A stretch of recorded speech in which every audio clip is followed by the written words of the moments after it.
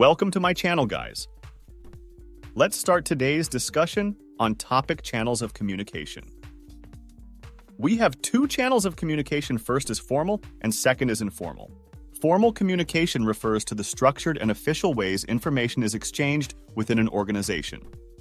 It follows established hierarchies and protocols. Examples of formal communication include company memos, official announcements, team meetings, performance reviews, and reports. These channels are used to convey important information, instructions, policies, and decisions in a clear and organized manner. So, formal communication serves as the backbone of organizational structure, encompassing the systematic and official channels through which information flows. It is characterized by its structured approach, adhering to established hierarchies and predefined methods of transmission. This type of communication ensures that important messages, decisions, and directives are communicated clearly, consistently, and without ambiguity. There are three types of formal channels of communication. First is horizontal communication. This involves communication between individuals or groups at the same hierarchical level within an organization. It's usually about sharing information, coordinating tasks, or solving common problems. For example, colleagues working in the same department discussing project updates. Second is vertical communication, under which we have upward and downward. Upward communication is the process of information flowing from the lower levels of a hierarchy to the upper levels. The function of upward communication is to send information, suggestions, complaints, and grievances of the lower-level workers to the managers above. Example: an employee sending an email to their manager to provide feedback on a recent training program. Downward communication. This is when information is conveyed from higher levels of the hierarchy to lower levels. It includes sharing instructions, goals, and directives from management to employees. For example, a manager holding a team meeting to communicate the quarterly goals and expectations to their team members. Third is diagonal communication. This type of communication cuts across different hierarchical levels and departments. It can help in resolving issues that span multiple areas of an organization. For instance, a team leader from one department communicating directly with a team member from another department to solve an interdepartmental problem. Here's an example of diagonal communication. Imagine a large retail company that has several departments, including marketing, sales, and customer service. The marketing team recently launched a new advertising campaign for a product line, but they've been receiving mixed feedback from customers through the company's social media channels. This feedback includes both positive reactions and concerns about product availability. In this scenario, diagonal communication would involve the head of marketing directly contacting a customer service representative from the customer support department. They would discuss the customer feedback and concerns gathered from the social media platforms. The marketing head might seek insights into the customer service team's perspective on the campaign's impact and any potential issues that customers are facing, such as availability concerns. This diagonal communication allows for a direct exchange of information between two individuals from different departments who share a common interest in addressing customer feedback. By cutting across the traditional hierarchy and connecting relevant parties, this type of communication facilitates quicker problem-solving and collaboration. The customer service representative can provide first-hand insights that can help the marketing team refine their campaign strategy or address customer concerns more effectively. Do you know who found 4 basic types of informal communication networks? Single strand, gossip, probability, and cluster. And when was the term grapevine was originally coined? Comment me the answer. You will get the answer further in this video. Do watch the full video for proper understanding of the topic. Now, we have informal channels of communication. Informal communication refers to the casual, unofficial, and spontaneous exchange of information, ideas, and messages within an organization. It occurs outside the established formal channels and often takes place in a more relaxed and personal context. Informal communication is driven by personal relationships, shared interests, and common experiences among individuals. Examples include water cooler conversations, casual chats in the hallway, and interactions on social media platforms. It plays a crucial role in fostering camaraderie, building trust, and sharing insights among colleagues. Let's dive into types of informal or grapevine channels of communication. First is single-strand chain. In a single-strand chain communication pattern, information flows linearly from one person to the next, forming a clear chain.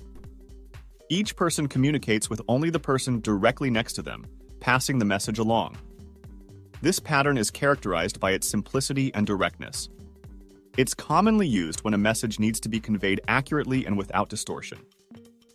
However, this pattern can be slow, as each person can only communicate with one other person at a time. Example: imagine a manager passing on instructions to an employee, who then conveys the instructions to another team member. Second is group or gossip chain. In a group or gossip chain communication pattern, information spreads among a group of individuals in a non-linear manner. One person starts by sharing the information with several others, and each of those individuals, in turn, shares it with their respective groups of contacts. This pattern allows for rapid dissemination of information within a group, but can also lead to distortion or alteration of the message as it passes through multiple people. Example: imagine you have a secret about a surprise gift for your friend. You tell your friend Jane, and Jane tells her friend Mark. Mark then tells his cousin Emily, and Emily tells her neighbor Alex. Before you know it, the secret has spread to many people. This is like a gossip chain, where information travels from one person to another, creating a chain of sharing. Just like how gossip can spread quickly, information in a gossip chain can also spread among different people. Third is probability chain. The probability chain, also known as the wheel pattern, centers around a central individual who disseminates information to multiple people. These individuals then spread the message to others. The pattern can branch out in various directions as each individual communicates with different people. This pattern can lead to more extensive and diverse distribution of information. Example: the CEO of a company shares important news with the heads of different departments, and each department head then communicates the news to their respective teams. Let's take one more example for this. Imagine you're organizing a surprise birthday party for your friend. You tell one of your close friends about the party, and they decide to help you spread the word. They tell 3 more friends, and each of those 3 friends tells 2 more people. So, the news about the party spreads quickly through these different layers of friends. Each time someone learns about the party, they have a chance of telling others. This kind of sharing is similar to the probability chain pattern, where the information keeps branching out as more people become aware of it. Fourth is cluster chain.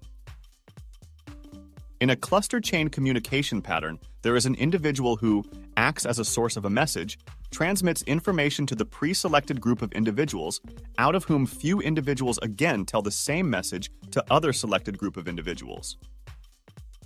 Likewise, the chain continues, and the message reaches to all in the network. This pattern is similar to the telephone tree.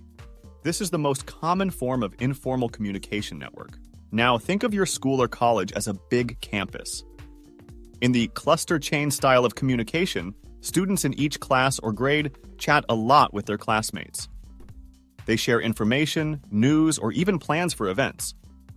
Then, a few students from each class become messengers and share what they've learned with students from other classes. This way, the information spreads across the entire school. But it's not like every student is talking to every other student. Instead, small groups share with each other, and then a few people connect those groups together. It's important to recognize that both formal and informal channels have their place in organizations. Formal channels ensure structured communication, while informal channels can foster creativity, relationships, and quick information sharing. However, organizations also need to manage informal channels to avoid misinformation and maintain a clear flow of accurate information. Now, I will answer the questions asked before. Keith Davis found 4 basic types of informal communication networks: single strand, gossip, probability, and cluster. The term grapevine was originally coined during the Civil War because the telegraph lines used by Army intelligence were strung through trees and the wires often resembled grapevines. Thanks for watching, guys. If you liked this video, give it a thumbs up and share with your friends. Your little kindness will boost my motivation. Don't forget to hit that subscribe button. And we will meet in next related videos.